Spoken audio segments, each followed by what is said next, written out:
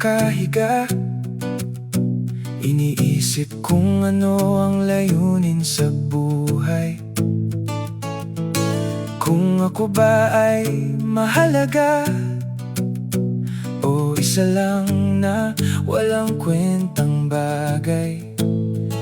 Nakakapagod yung parang wala ng pag-asa. Sa lahat ng bagay wala ng gana. Nakakapanghina, wala nang ibang magawa. Pagod na sa kaiisip kung ano ba talaga, na para bang wala ng direksyon sa buhay. Palagi na lang sumasabay sa agos ng alon. Kung ano ang mangyayari ay yun na lang yun. Ang hirap naman talagang umusad, walang lakas ng loob na gawin ang mga mahihirap na bagay para umunlad. Napapangunahan ang takot na sumubok ng bagong bagay. Paano ba lagpasan ang takot? Paulit-ulit na lang mga bagay na nagpapahirap. Gusto ko nang takasan. Oh, madaling sabihin, kaya mo yan, pero sa isang taong di alam kung saan magsisimula. Talagang ang hirap naman. Sinasabi nila na ang paghihirap ay kasama sa tagumpay.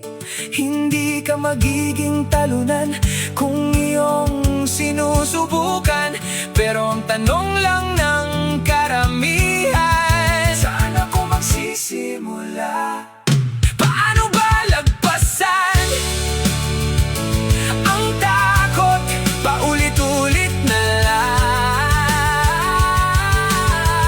mga bagay na nagpapahirap. Gusto ko nang takasan. Sa lahat ng nakakarinig nito, ako'y katulad din ninyo.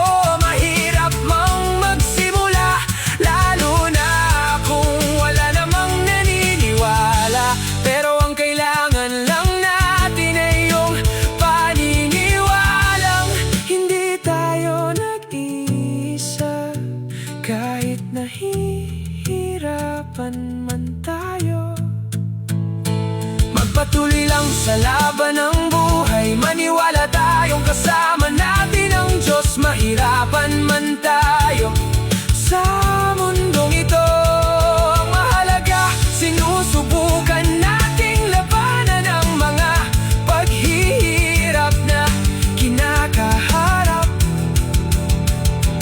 Manalangin lang tayo, makakalaya din tayo sa dulo.